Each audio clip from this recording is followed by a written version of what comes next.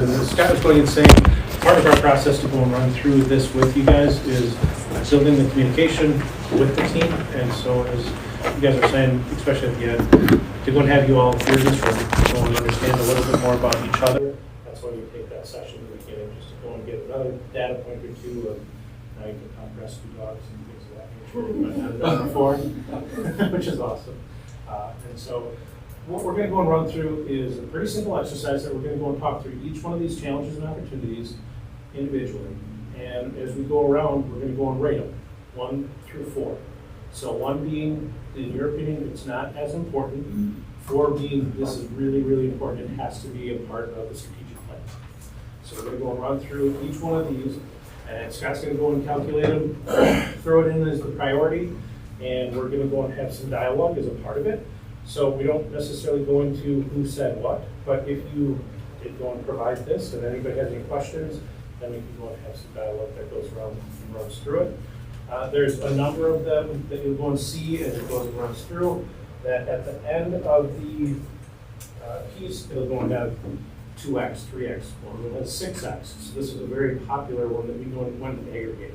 Otherwise, we're going to go and keep some of these that may seem a little bit duplicative, just because somebody put it in there, and we want to go and have that discussion on it. We can go and decide, no, this one was covered in one of the other previous challenges.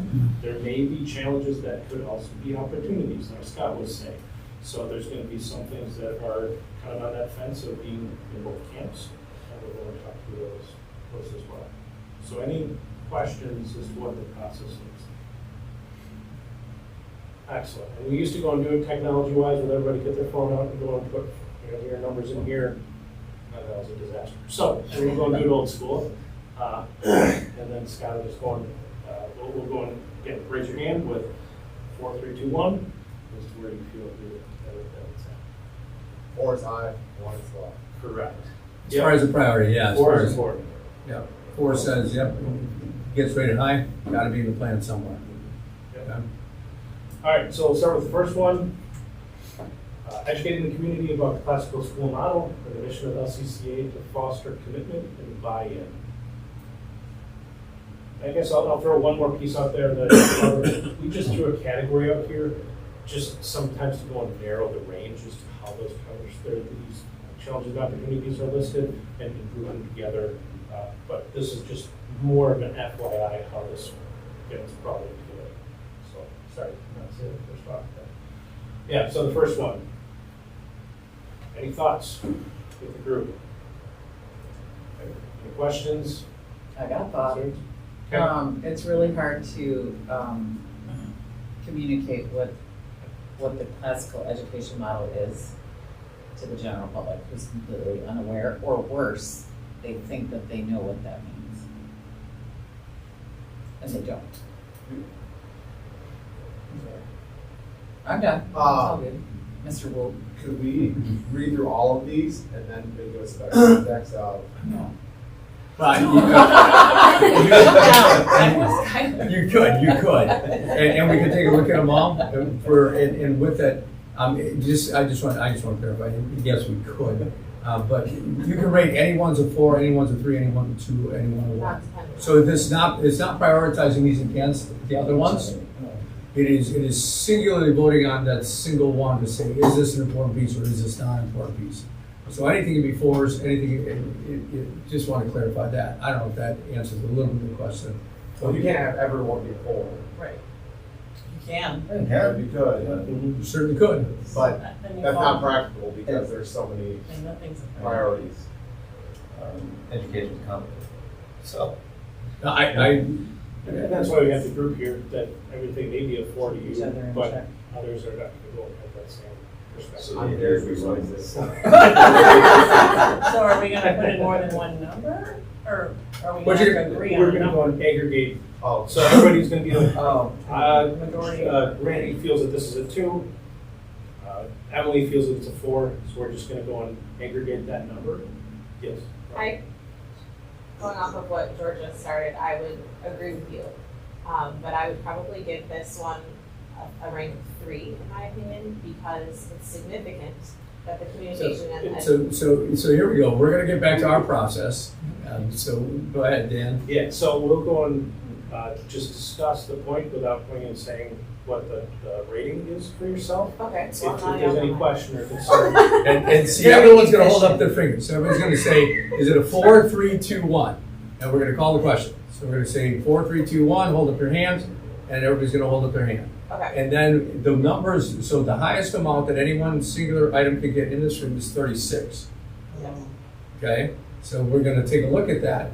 And the ones that have the higher scores are the ones that as a collective, even though Randy might rate it a 1, everyone else rates it a 4, that's still gonna, probably gonna rank up in those top 10.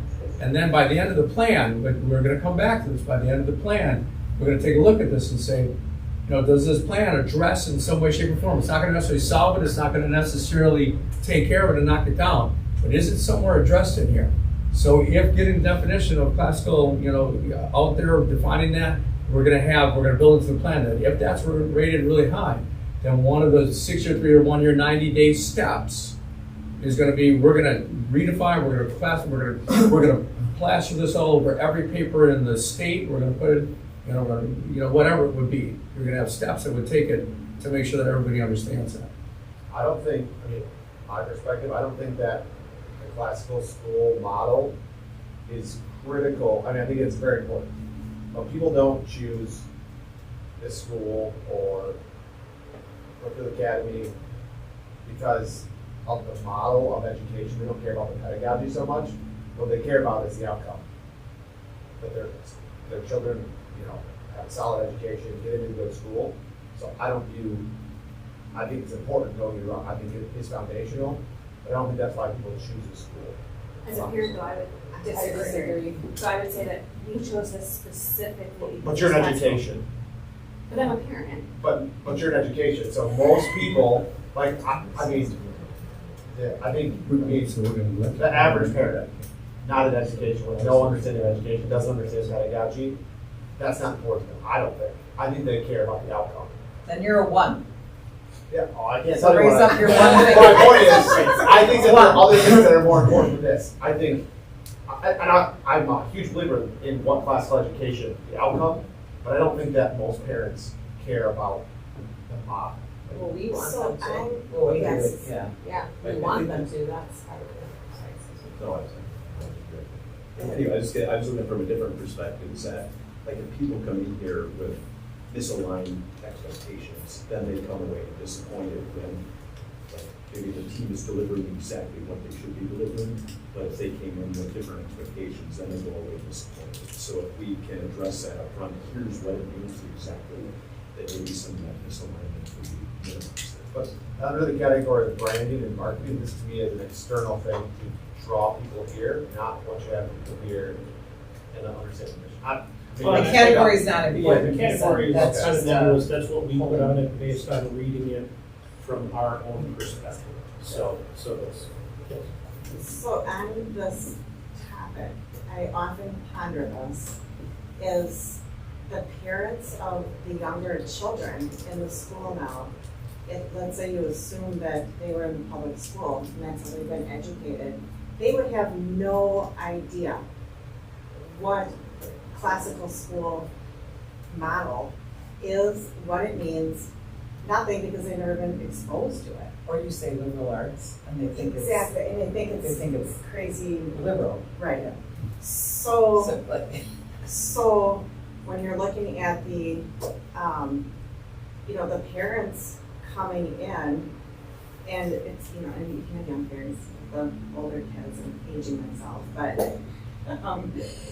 but I do believe that they need to learn and understand what the classical education model is, because that's your foundation and that's what you're growing off of, and that's what gets you to the end point as a senior in your education. All of those values and the methods of education and the content that you're learning, that's where you're developing critical thinking, so you can go out, as an adult, decide what you're gonna do in your, after you're secondary education and what have you. And that's kind of your foundation thing, but that's my personal belief because that's how I was raised, and then that's how I'm hoping to parent, my children so that, you have a good foundation to keep going on so that you're able to contribute to the overall community and the people that you serve around you. But because it is so unique and it's probably in a minority of a type of a model of education, that I think it's very critical to pass along the education and the values and the meaning of it to the parents that are in the school. I think it really brings up like a really good point, and I think important thing. Like Skylar, I would say like I agree with you, but I also agree with the others, and I think they're not in conflict. I would say the thing is we shouldn't let labels, at least for this audience in particular, and then we figure out how to do it more broadly, but not let the label get in the way. I absolutely agree. I think the majority of parents and anyone else, I don't think most people know what the heck classical education means. And that they are focused on the outcome. But people that are focused on the outcome, that doesn't mean that they don't care about they don't care about the model. They just don't necessarily definitionally know what the label implies. But they can very much like the model, just not necessarily know what it's called. And I think like we shouldn't let that get in the way. I think it's like it's more like decide like what it kind of how do you define the end goal? So what I mean by way of example, because that's easier rather than speaking high terms. But I could say, so how do I personally define education these days? So I don't and the education that I want. I happen to like the classical school model, but that I wouldn't necessarily define define education by that. I would define education, let's say how I think about it as in today's world, is children getting experience in making consequential decisions and growing up and growing in their ability to have good judgments. I think the way to execute on that happens to be what we call a classical education model, but with more of a focus on what are the outcomes of those are supposed to be. So again, I think the main point is like let's not let the labels get in the way, and just figure out like on a high level what are the outcome goals of the point. So I don't think those things are in conflict. To John's point, the way I think about it is the outcomes are inseparably connected to the model. In other words, we strongly believe that this model is an appropriate model to teach the things, the outcomes that we need. That's the thing I think we need to educate people about, is not simply what classical school is, but in order to achieve those outcomes, the classical model is the way to achieve those things.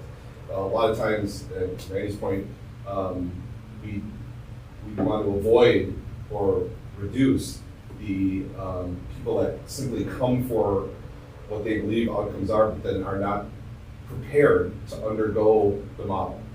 And that's when we sometimes see conflict. When, I didn't think it was going to be like this. I still want that thing at the end, but I didn't know I was going to have to do this. Yeah. Okay, so that's where I think some of that is. That's my point.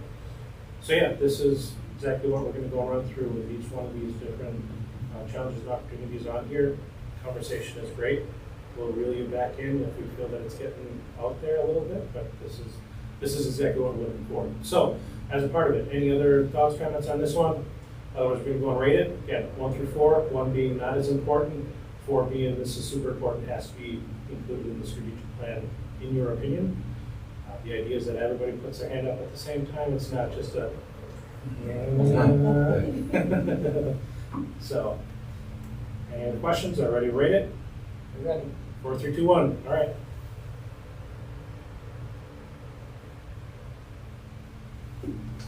$27. Scott's better at that game than I am, so I'll let him do the quick down. All right, next one. Not having clear vision at the top, but specific tangible objectives to work towards. i.e. not knowing what we want to go and be when we grow up. There's a limited understanding of the classical education could be by many families. We need a vision, clear vision, how families rally around it. Duplicative, it had a lot of overlap with that first one. It's just conveying what the purpose of the mission of the school is. Yep, and you'll notice that with some of these are a little bit nuanced possibly, so we didn't want to lose something, there's something very specific. If you say they're the same, then we're just going to combine them or delete them or whatever it would be. But like in this one where the differentiation comes in, it goes back to vision. It was probably the differentiator there. And to me, this is a lot different than the other one. The other one is more like community, like that everyone should know what classical education is. This is our community. So I rate this a lot higher personally, because if you're here at this school, I think it's important that that community understand what we're trying to work toward, that we have a clear vision.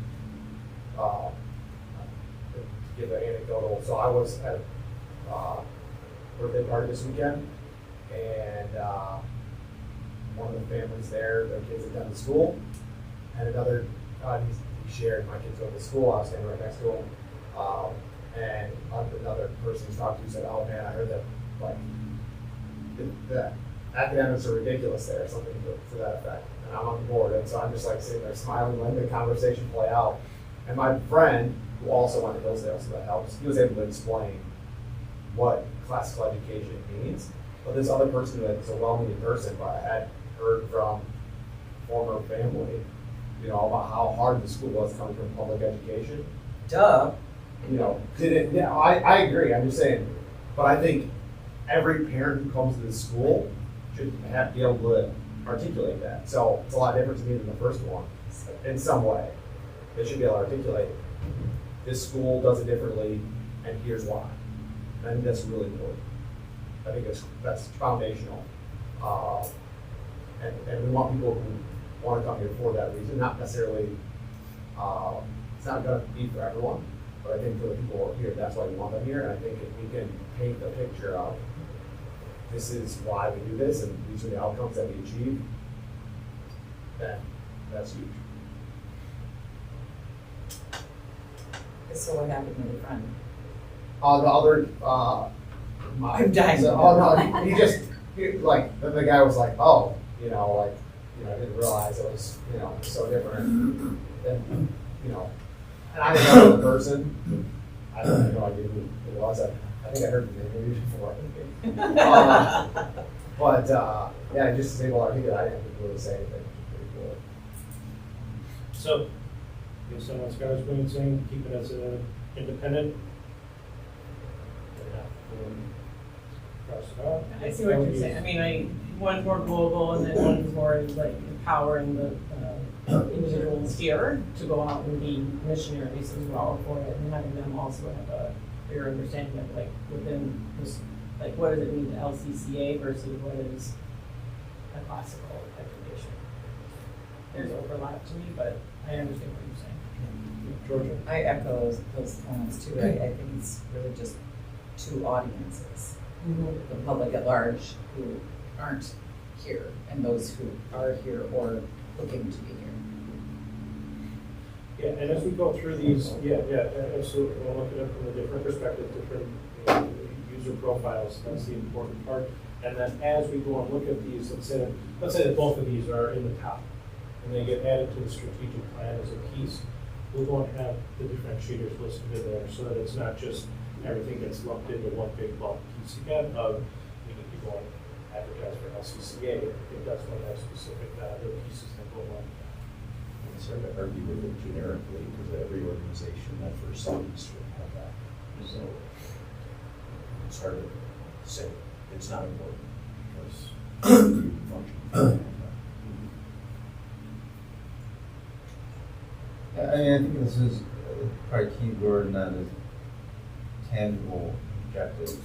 Totally different. Like, I think mission and vision are often always lumped together, but they don't not necessarily should be.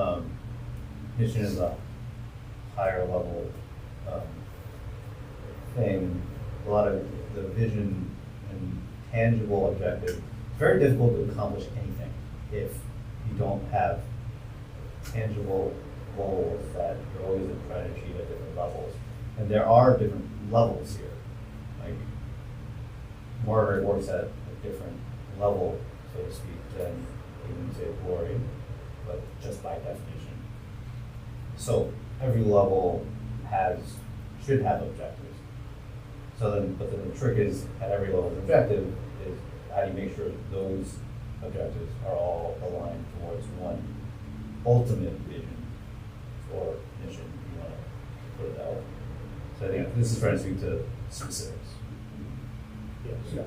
And just to help you with the whole process piece here too, is so if these two are pretty highly rated, and again, so it's communicating who we are to the public as well as communicating internally and being in good, solid alignment with our mission or vision or values, and I'll come back to that in a second.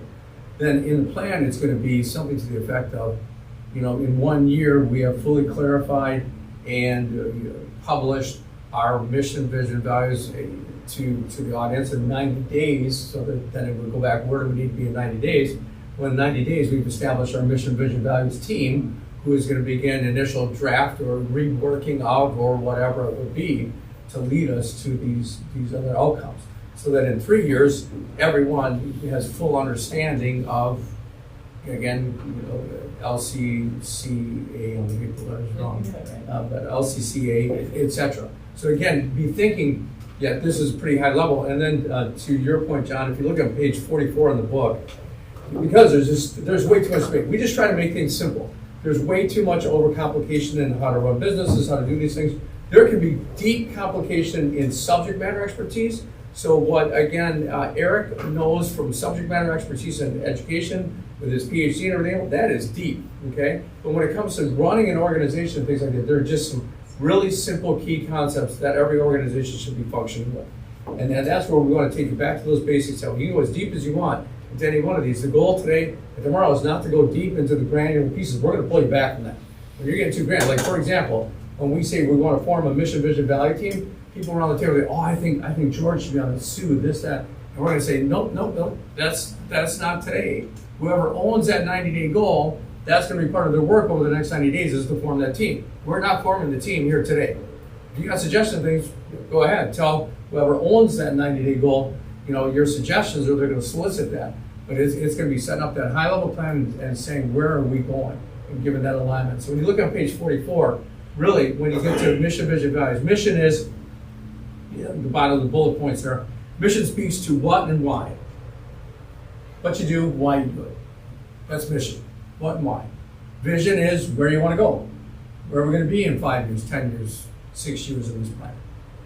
Okay, and then the values are those foundational pieces that act as that ultimate filter that you can't bend from. These are our undeniable values. And we are always going back to mission, vision, values, MV squared we call it, because mission, vision, values guide everything that you do. It's the filter, it's everything else. It should be read like you did today. You read it at the beginning of the meeting. Here's our mission, etc. So again, just take that and we'll reference you to certain things at a certain point in time. Yeah, the page numbers memorized, so that's fine. Brought Scott in on that one. So, all right, ready to go and vote on this one? All right. All right, let's vote.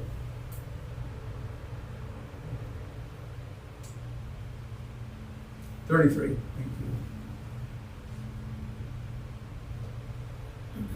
Lack of alignment from some stakeholders.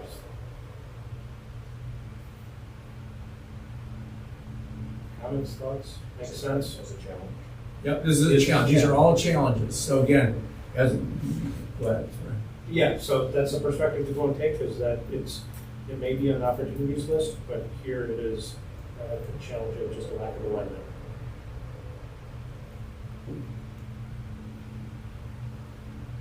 No questions? 431.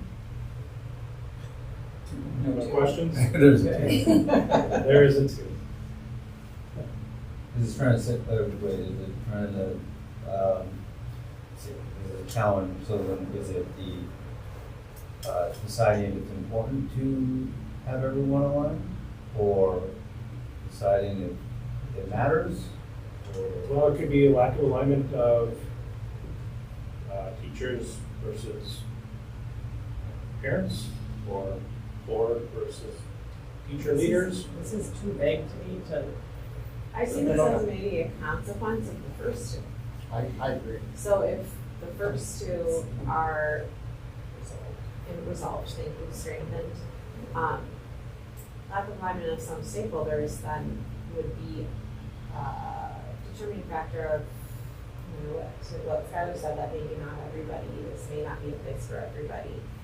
But if our first two, external and internal communities, teachers, administrators, families, and maybe the general public have a sense of who we are and what we're doing, what we say we're doing, and what we accomplish through doing that, then stakeholders that are not aligned would likely come and go, discerning that this isn't a place that they prefer. So I see this as maybe naturally resolved if the first two are of greater priority. So you can look at it that way and you give it a rank.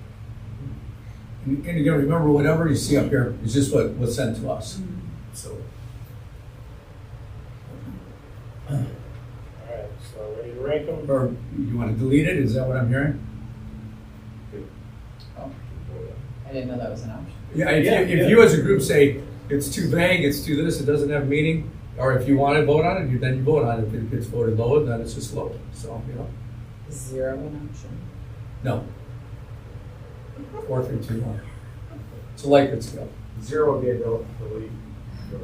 Yeah. So should we just vote on it? And Sure. eliminate it later? Absolutely. I mean, a lot of this will come out that way too. Yeah. If everybody gives it ones, Right. well, it's not gonna be top anyway, so. Right. But if there's confusion on it, what it means or what your perspective is, then we want to talk about I'll rank it low just because, again, I don't know, I think it's probably related to the first two that we talked about, but it could be more internally, a lack of alignment. So I don't know what it's alignment on what and who the stakeholders are. that. Yeah, and being that it's ambiguous, we can always talk back to it. If I don't know. going through the list, then we can reassess again. So, all right, let's vote.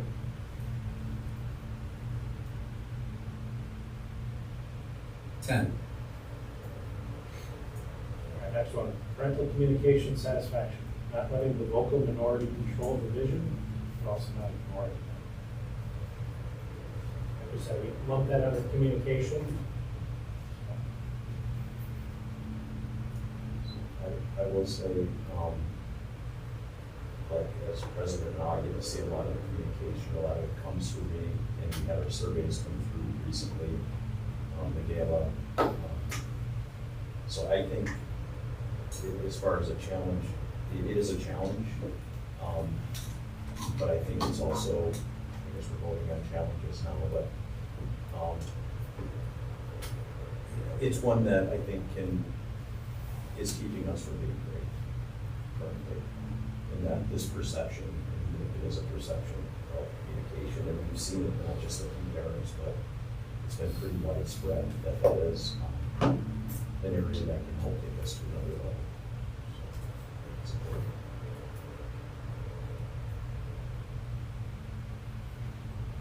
Anyone else thoughts? Yeah, I'd say, I'd absolutely agree. I think it's one of those, even if we rank some of these things low, I think it's kind of probably helpful, like, kind of keep them in the visibility just as sort of considerations. Because a lot of it does fold into, if we're very clear, if we ultimately come out of this very clear as to what the vision is, what we're constantly working towards. So when you know the thing you're working towards, then you can know what you're trying to communicate. If you don't know exactly what you're trying to work towards, then trying to communicate something is kind of like difficult because you just don't know. So yeah, the communication issue is a very big one, and it's a big challenge. So it's something that you still have to work on even after you define what you want to be communicated as. What is the outcome? What are our outcomes that we want to achieve? What's the vision? What are the things that we're doing to get there? It still takes work to figure out how to communicate that. But the biggest thing is to define what those things are first, to know what we're talking about. Yeah, John, to your point, we're going to keep all of them out here, and it'll just be, at the bottom, and always reference the bullet on the right. Excellent, ready for the vote? All right, 4, 3, 2, 1.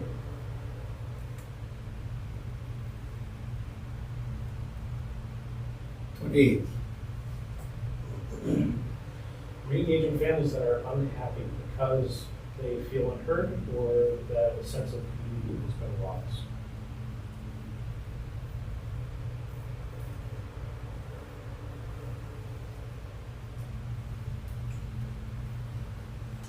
This is actually kind of interesting, but, and maybe it includes ones that are still at school and even ones that have left. Just from my own personal perspective, I think, like this, as an organization, we have the potential to be really great. And I say that because we started off with like, so many of like the biggest like consequential like institutions, organizations, I think they've done like very broad studies that ultimately comes down to luck and timing. And a lot of, I think that sometimes can like end up trivializing things, which it shouldn't, but there's also a lot of truth in that. I think this school, even though the efforts to launch it started beforehand, but the first year was right after COVID times. And that's an interesting time in how, the world was behaving and functioning, and a lot of things come after that. I often kind of say it's like, if there was ever a time to start a hospital, it would have been right after that year, because you know who you're hiring. And how they actually think. And in a lot of ways, the same thing here. Like, we started with, I think the parents, the families that chose to do this at that time, it's unique. It took a stab at something. And a lot of those have gone elsewhere, fortunately or unfortunately. There's a mix of that. But I think a lot of those that I think are part of that, I think there would be value in re-engaging families that kind of fall in that camp, because I think that actually a lot of the makeup were people that were homeschoolers. There was like dissatisfied with like current like kind of public options or what have you. And I think there was a big homeschooling community. I think some that were kind of unhappy for one reason or the other left, and a lot of them went back to go do homeschooling options. And I think there's a number of those, because they were the ones that want to take that lead. I think it would be useful to re-engage them now that we've kind of grown up a little bit. Because if you have that type of commonality, that's a very powerful force. And I think too, that I don't know what John said, not only with COVID, but I think just being a new school, and you guys have experience with this, is people were more involved in sort of founding the school, and then the school kind of grew and grew up, and maybe they're less involved, but it's not because of a conscious decision, it's just because the school matured. So I think that's part of it, but I almost feel that maybe we've gone too far away from engaging those families. That part of it is sort of the timing of it with COVID, and part of it is maybe being a founding, they call themselves founding family, and just being distanced as the school matures. But I feel like because there was maybe some people who didn't fit or maybe didn't understand classical, or maybe weren't here for the right reasons, that we've almost gone too far where we stopped engaging some of the people at a more realistic level for the maturity level of the school. So there's maybe some truth to both sides, and there's like a middle ground that we can find and re-engage these people. And again, just sort of going back to things like the gala, which our attendance just partially gets economy and other things, but it was down 30%. And then the survey results, which just came out, our NPS scores going around 30%. So it seems to be fairly broad that there's this feeling. So I feel like there's something we can do there, and some of it may just be resetting expectations, but also other things we can do So when I look at this one compared to the line 10 and line 12, I don't know that I want to pour my focus into the families that are unhappy, but more to the community at large, right? That customer satisfaction, that parent communication, to everybody and not just target the unhappy people. Because there's always going to be people that are unhappy. And I think if you go back to the beginning and you're clear with your vision and where you're going, perhaps some of those people have realized or will realize that we're not the right school for them. And we aren't going to be the right school for everybody. So.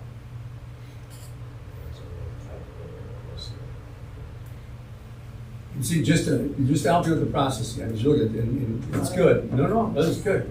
It's good. We want to so we keep things moving. But just with the process, so like 10, 11, 12, if you were to rate those and then those get rated in the upper 20s, and it's an important piece of the plan that this is, then part of what you're going to bear out here is that in 1 year we're going to have fully delivered a communications plan that targets, again, client, customer satisfaction, and in there, you're going to address and prioritize as a group and say, all right, 70% of our efforts are going to be to the community, 10% to families that left, 10%, and again, those are determinations that you're going to make. Yeah, but again, if this gets rated if these three would get rated a 10, so to say, then more than likely it doesn't show up in the plan. But if this gets rated higher, then you say, all right, it's important that we do something with this. So part of our plan for communication is going to be X part of it is going to be re-engaging, X part is going to be this, and again, you're developing that to be carried out. Does that make sense? I just want to, I know I'm going to beat up the process, but I want us to get into that flow of the process as we go along, because that's what works, the process works. I just have a comment on this, because I think it's subjective as to the definition of unhappy families. So unless you know exactly why and who the people are that left, I don't know how well you can determine if they're not offering that information. And I just don't know the history of who the people were and why they left, or who was homeschooled, who, which families, at the start with it being post-COVID, those kind of things. But if it's something that needs to be evaluated, then I think it's real subjective, I guess, is what I'm having a hard time wrapping my head around this. Well, sorry. Because I don't know if it's, if we have it to determine why some people know, because they'll speak and write and tell you, but others,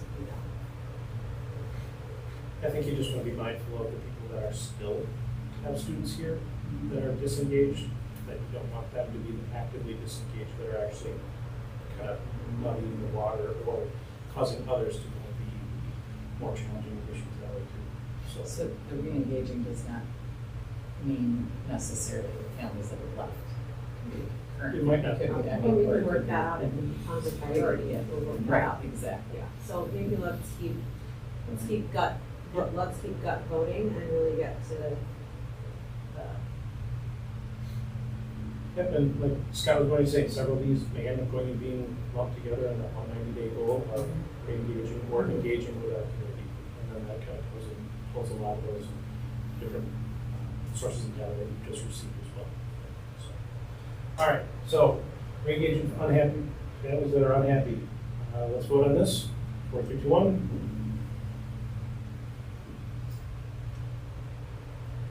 60.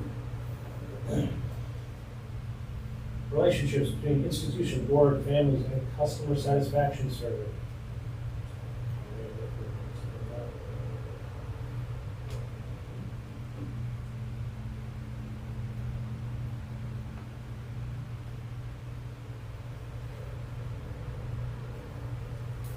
Other thoughts? Let's vote on this one.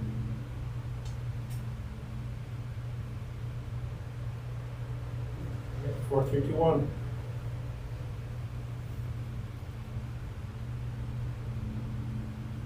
25.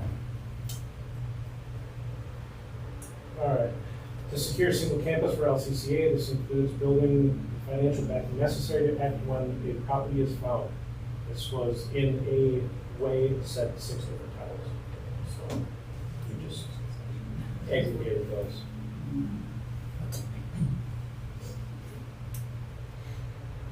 Any comments on this one? Otherwise, we can probably go pretty quick. All right, 4, 3, 2, 1.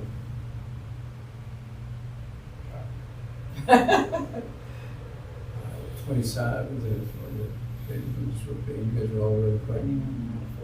Yeah, so we're on, That is amazing. okay. Oh, yeah. Fundraising, one campus and endowment. Okay, this is under the challenges. Be clear? Okay, let's vote. 4, 3, 2, 1.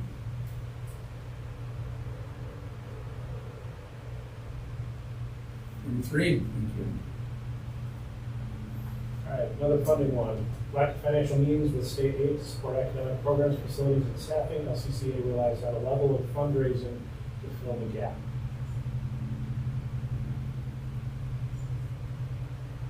I do want to think we need to distinguish that this sounds more operational in nature, whereas the previous two were the capital campaign, new building, one project, one campus project oriented. So I do think there's a distinction there, one being capital and one being operational.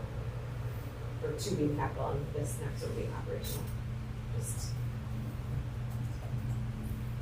And I don't even know how to rate this one. I mean, challenge. it's a significant challenge. No, I understand that the challenge. I'm saying, yes, it's a challenge. But how do you make it a strategic priority? So that is a fundraising, I think, capital and annual.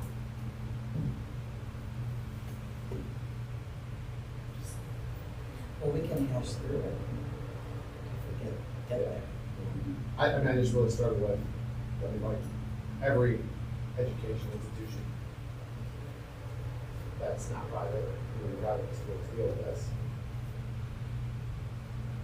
How do you, I think you have to look at the context of, with LCCA being, if I'm correct, one of 2 independent public charter schools, so we're in a class of our own. So we're not a private school, we're not a public school, we're both. So there's different methods, there's different objectives for like a public school and opportunities and things that public schools can do. And then there's, yes, and then, and then there's in the, private schools, there's different avenues, but when you have our uniqueness, it's our own unique challenge. I agree that the challenge is, Yeah. I struggle with how you make it a strategic priority. Well, I mean, maybe just something like, look, anything having to do with money is probably, I imagine, should be a top objective. So then it just comes down to like, how are we tackling, defining like how we're going to do, how we're going to go with it. Because, because then it's like, okay, we should probably all agree money is really important and that's not objective. So then I don't know what the plan is for how we're going to delve into these, but once we do, then it's like, okay, we'll figure out. Yeah, but I think your segmentation of operational or annual versus capital, that will come out of the plan. Like an example, you have more operational fundraisers versus just another thing, and be a way to do it. Yep. All right, ready to vote? 4, 3, 2, 1.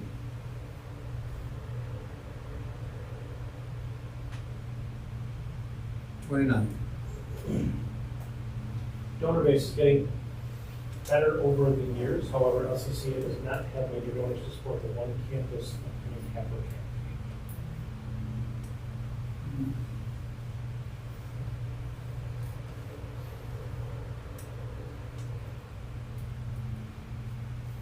I'll just comment again, that seems a domino of right, that'll come in the strategizing to handle fundraising and one campus project, that a donor base seems like a subcategory to that. So important, but maybe not a key target, because it's sub-targets.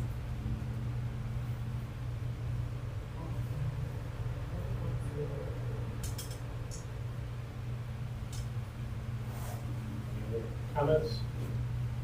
I think this one specifically points to, at least when I look at it, the idea of major donors. More than just a wide, I mean, we need a wide donor base, but we need some big, major donors. So when I internalize this challenge, that's my focus on that wording, is to find some people of significant resources. Excellent. Ready to vote? 4, 3, 2, 1.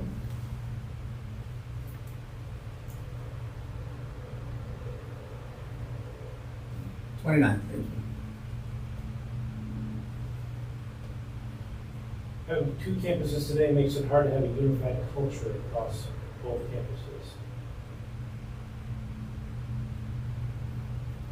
Is that a challenge? Probably a challenge.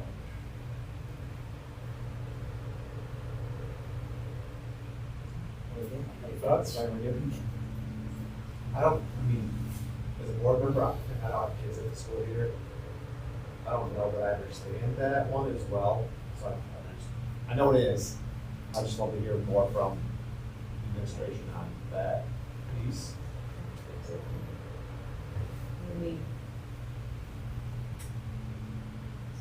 Naturally, elementary versus high school will have different day-to-day vibe, but the culture stems from the mission and the vision and the focus on our 2 goals, creating minds and improving hearts. That rings true at both campuses, though there is a different feel, but there will always be a different feel when dealing with a 1st grader versus an 11th grader.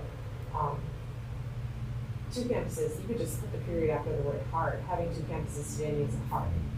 And it pertains to everything.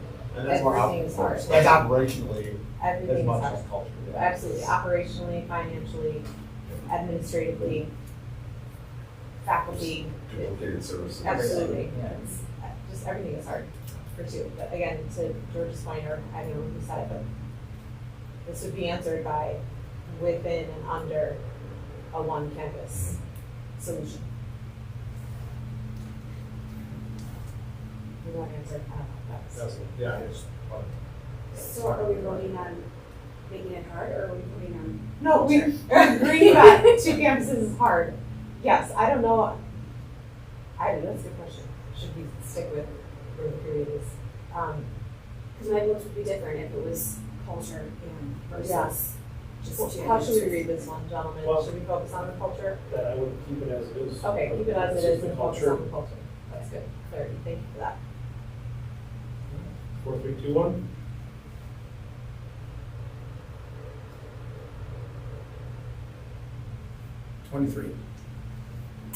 Transitioning from a startup to an established school.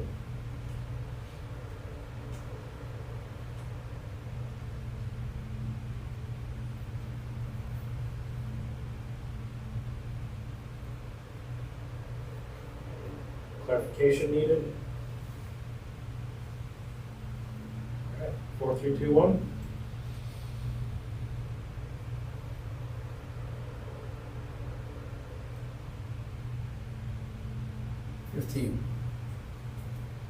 To establish the high school as a desired option for both retention and for new students.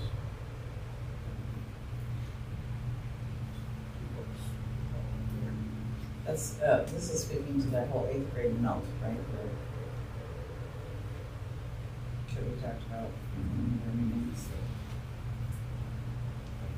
Tends to be a drop off after 8th grade because kids go in different areas. And I think it also points to just the concept of the high school experience is different than a middle school or grade school experience. So how do we make the high school something that is attractive to juxtaposed against other options that people have for high school in the area. Right. There are a lot of different reasons people choose specific schools. In high school, it gets more complicated because you have athletics involved, you have activities and clubs and AP classes and IB classes and different programs, STEM education, dual credit. There's all of these options that people have. How do we make our option one that is desired? While true to mission. Yes. So do we want to go ahead this as a part of strategic roadmap? Ready to vote? 4, 3, 2, 1.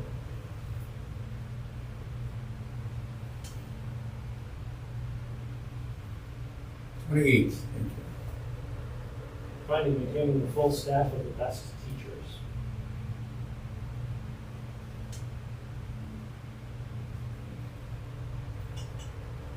That's a challenge. Clarification needed.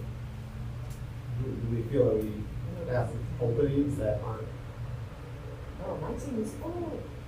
and do we do, I'm going to know this, probably yes, but what is our process, your process, Margaret, for teacher evaluations? Like, people know what it is. I've been part of organizations where no one knows how they're performing. So, We teachers are, follow the state, there are state okay, guidelines for the program that we must employ, so we utilize that. But we also meld it with the wholesale coaching model. okay. So I think our recent wholesale report, just general conversation and feedback from faculty and staff is that will be an area that we can give some attention to strengthen so that teachers have a sense of coaching or coaching is naturally because we do things differently than maybe the typical experience of an elementary teacher or even a high school teacher. It's a necessity to, again, maintain the classical pedagogy and methodology. So, but the finding term there is sometimes challenging because we are a specific, in and of it ourselves. But Yeah, and I'm curious, in the Hillsdale model, do we expect there to be more turnover than other educational types? Because in private sector, there's typically a expectation of high performance. Sometimes in education, that's not always the case, not necessarily in maybe the classical model, but is there higher turnover? What does that look like? Are there more times where you're like, this isn't working out for you in classical education, you're not the right fit? Is that maybe not here from some of you, but what does that look like when we talk to your charter schools or the charter? I think, Randy, correct me if I'm wrong, we just talked about this at a board meeting, but we also just talked about it on Hillsdale call of that retention of faculty and staff kind of on average, 80 to 85. I'm just gonna go 70 to 75, somewhere in there. Let's go 75 to 85. That's kind of normal retention in a classical setting, year over year. We've been within that. Yes, yeah, whether it's because people are naturally moving on for whatever reason, or because it was determined that it wasn't the right fit from the opposite perspective. So, anyway. Like this one and 121, unless there are some glaring issues, these are normal operational things that we should be doing. Like, they don't stand out right now to me as like you need to have a strategy around that. I think that, to me, these are normal operational things that should be ongoing in our normal course of the business for both of those. They'll stand out. I'd say it's definitely an operational thing, but I think just as a general matter, across anything, any company, any institution, if you think, like, any organization needs to be on top of talent. If you, like, you will fail in a company the moment that you think you have the thing that the best talent always wants to see. Like, keeping talent across anything is the hardest part of any company, organization, like anything. And I think I would say it's like keeping that top of mind, and always thinking about, like, you know, you need transition plans, you need succession plans, you need these things in place. The moment that you don't think you need it, or that it just feels like things just fall apart from there, or like you get blindsided, like something like who knows what happened, and all of a sudden you're just stuck, and what are we gonna do with it? And I think especially in education, I think what I was thinking in our own personal lives, I mean, how many inspirational teachers did any one of us have in our lives? Finding inspirational teachers is hard. And many people don't even get to find one.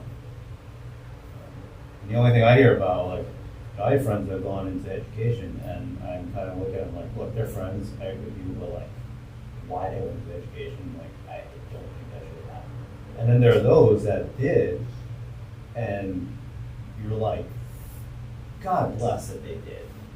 And then they try it for a few years, and they're just like, I can't do this. I find it time. And it's often with like the best. Like the best of people that I would hope would want to be there teaching kids, they would leave. Like, I see this all. So I think it's like, you know, we're in a state where we're like happy with like with the people that the staff that we have, which are awesome. But I think we always gotta constantly thinking about how to keep them, how to keep them motivated, and if they choose to move on, how to find the next source. I think there's no doubt we want, I mean, that's an ongoing thing. We want to find and maintain the best features from like the turnover we had and from like, survey results and wholesale evaluation. It seems like our teachers are scoring very well as far as satisfaction. So it's kind of one of those things where it's ongoing and we should be doing that all the time. Is it a top priority right now? Considering where we're at, I would say a top priority or a top problem that we're challenging. But definitely we need to continue that all the time. It's kind of turn up the strategic HR keeps normally. Yeah, well, and again, so we encourage, to your point, John, is that every group, every organization should have a strategic human resource management plan. Most organizations have an HR plan, which is very, do we have payroll, do we have insurance, do we have all these things? The strategic aspect is how are we viewing, how are we growing, how are we viewing succession plan? There should be a succession plan for Margaret now that she's leaving to run, but there should be something in place leading to the future. Those are all aspects that most organizations don't look at, and to your point, those are the things that take those organizations to a higher level. So it's kind of a standard line in the plan that we put in there. You can keep it, you can delete it, but there is something to that. You never know. I hope Don't you have to play first? Don't you have to play first to win? Shoot. All right, so funding, maintaining full staff. Ready to rate? 4, 3, 2, 1.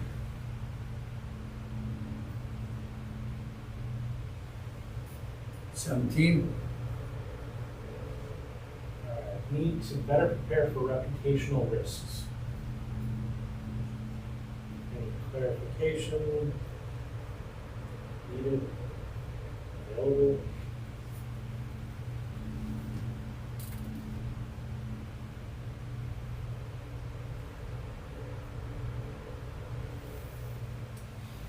All right, 4, 3, 2, 1.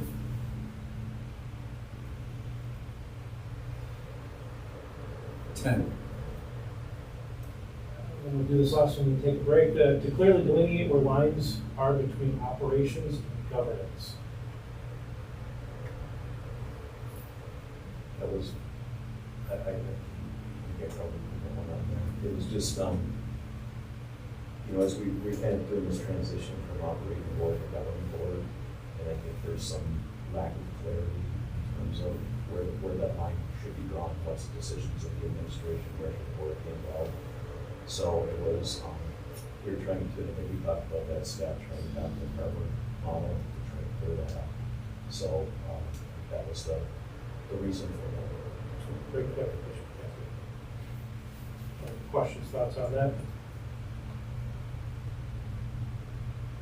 All right, 4, 3, 2, 1.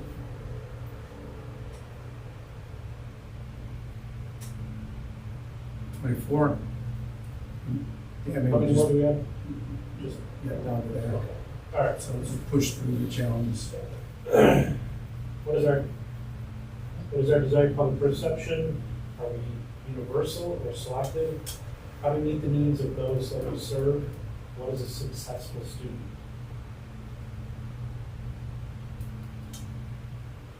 A lot there. I think, in my mind, this relates a lot to the first two that we discussed.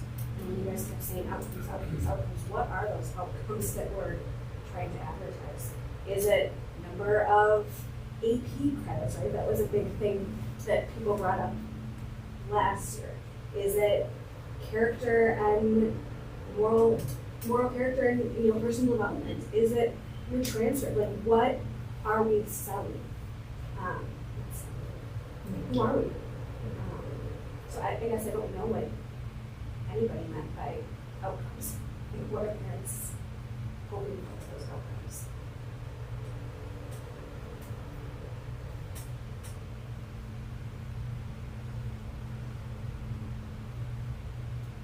Yeah, I would say, like, I think this feeds into the real top level stuff. With the vision. I agree. Is there a need to keep this one up? Or do you feel that this covers the plan? It would naturally, all those questions would naturally be answered by developing vision, yeah, more clearly, so I just think it's redundant. Cool, it's fun.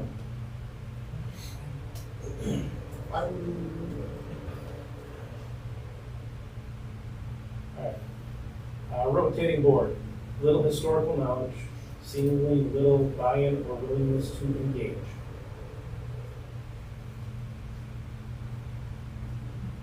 Yikes. Yeah, we took out your name there, Georgia. Wow.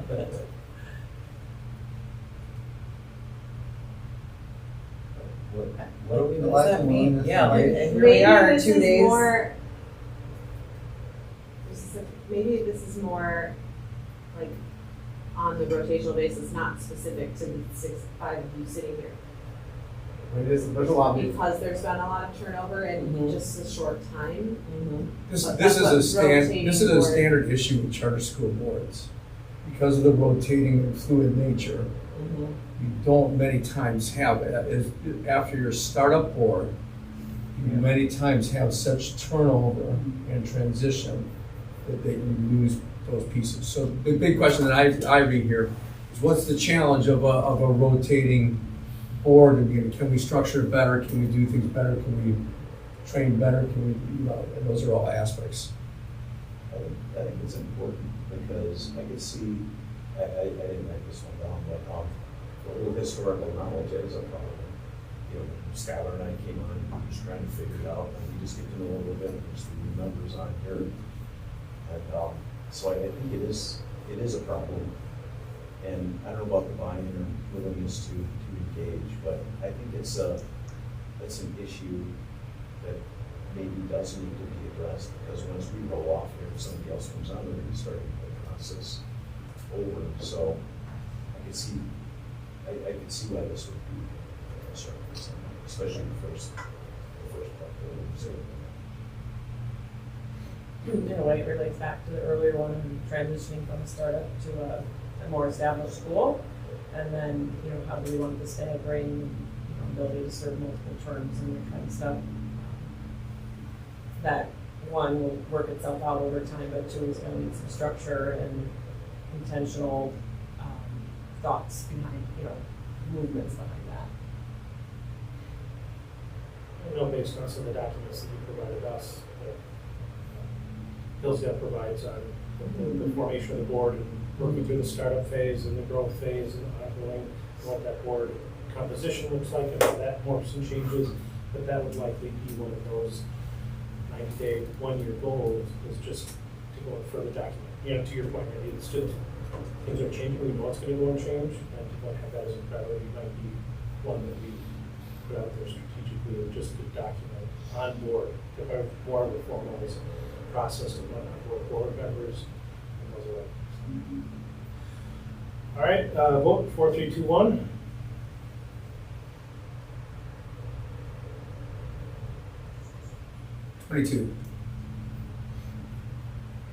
Making sure we adhere to the vision and not to the demands of every any parent will be greatly helped by having a clear vision path to follow. This goes back to the top, isn't it?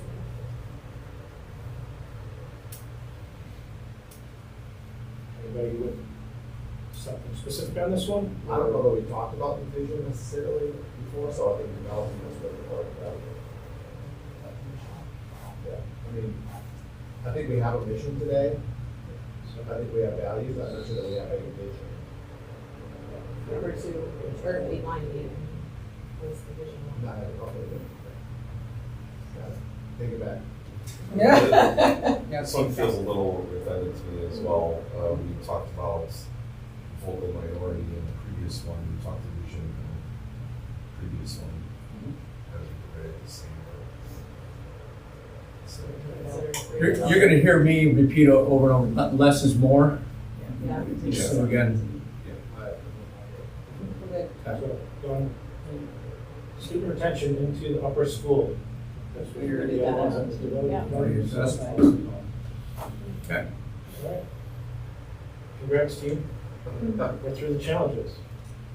So let's go and take a 5-minute break and then, so be back at 10:40.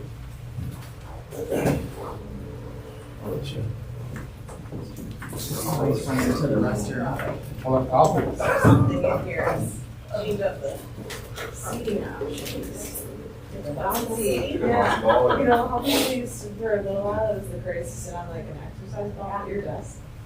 Which teachers at the time never did, because what did you ever sit? But Yeah. now I'm like, maybe that's not a bad idea. The what? Oh, where you like, I have tried to answer emails while. Yeah, you can't do it. And I cannot do it. That's too much gum chewing and walking at the same time. I can't. Have you ever tried to like read or work on a laptop while on a phone? I can read, but I I cannot have ear type. to the right. I can't do it. Motion He's sickness. reading anything. I'm just like.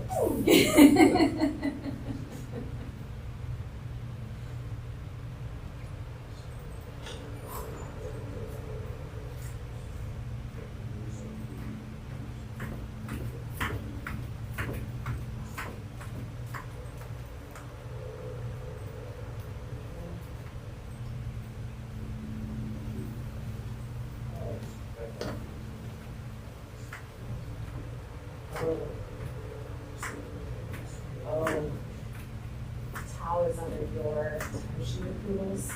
Oh, So.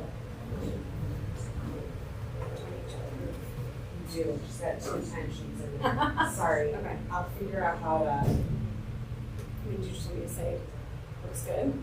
yeah, just approve it. Okay.